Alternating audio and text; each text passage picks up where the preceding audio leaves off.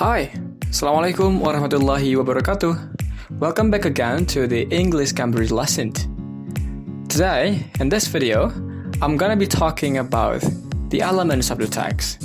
As you know that the last meeting we were talking about the form of the text, right? As you notice, there are three elements of the text. Those are form, purpose, and audience. There are three parts that we're discussing. And today, in this video, I'm gonna be focusing on the purpose of the text. Now, let's see, what is actually the purpose? Well, the purpose of the text is the goal and why text is created. There are several or 8 purposes why the text created. Let's see now one by one. First, we have persuade. Second, the purpose is to argue. Number 3, the purpose is to analyze. Number 4, to critique. Number 5, to narrate. Number 6, to describe. 7, to inform. And the last one, to instruct. These 8 are the purpose of the text. To make it easier to understand and to classify those 8, I'm gonna be divide them into 3 classifications. Okay, now let's see for number 1 classification. These 3 classifications is including to persuade and to argue and then to analyze and to critique. These 4 purposes have the similar goal or similar values. They are a non-fiction one. What does it mean? They're actually concerned with putting across idea to an audience that might potentially disagree. So you have to be careful when you have an audience. You have to make sure that you're going to convince the audience with your writing. For example, if you have a persuasive writing, it means that you need to write something to the audience so that the audience can follow what you persuade to them.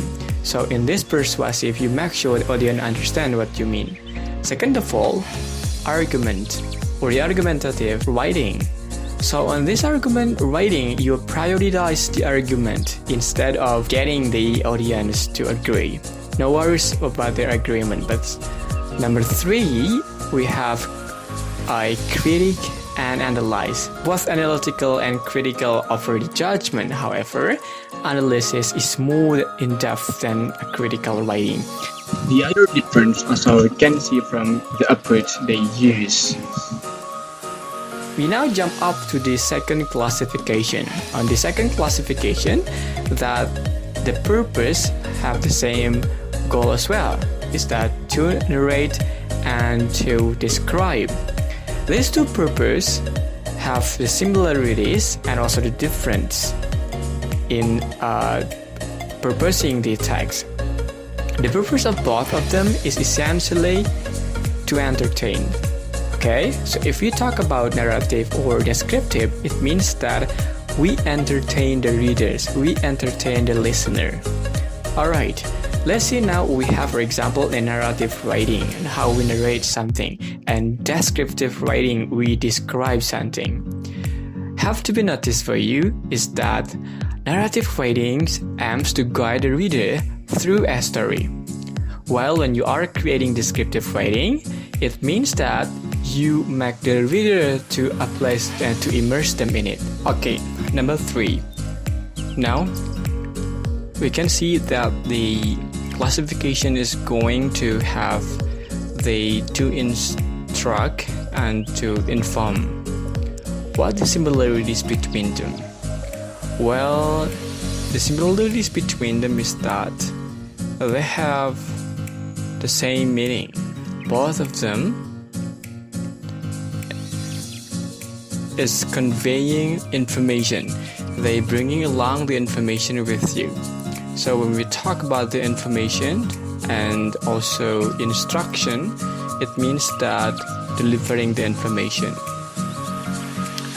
Let's take a look for some example from those 2 purposes. First, let's see now the example of the informative writing. If you are familiar with documentary, So documentary is one of the form of the informative text on how the documentary giving you information about the event. Second one, we can see the encyclopedia. Encyclopedia is a collection of the information as well.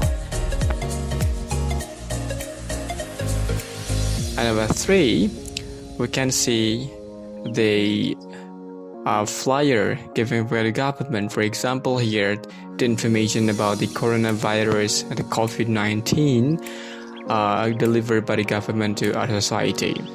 And next, let's see now the example of the instructional text. You can see that now on YouTube a lot of people or YouTubers try to have their tutorials, starting from the simple tutorial to the complex tutorial. Second of all, if you realize that you bought some products, for when you see in the back side of the product, there will be some instruction about how to cook and to do something about the product. And the last, when you see that in COVID-19 situation right now, the government issues the rules that we have to keep our physical distancing. So it also kind of leaflet that instructing our society to do something that the government want to do. Okay, that's all about the materials for today. It's all about the purposes of the text. Okay, hopefully you understand that there are 8 purposes when you are talking about a text. But remember, when you talk about a text, that in practice, texts often have more than one purpose. For example, a letter written to persuade people to give money to charity will also inform them about the charity's work. So when you have one text, it doesn't mean that that text only have one purpose. It could be having more than one purposes. Well, thank you everyone. That's all from me in this video today. Thank you for watching and have a nice day. Assalamualaikum warahmatullahi wabarakatuh and bye.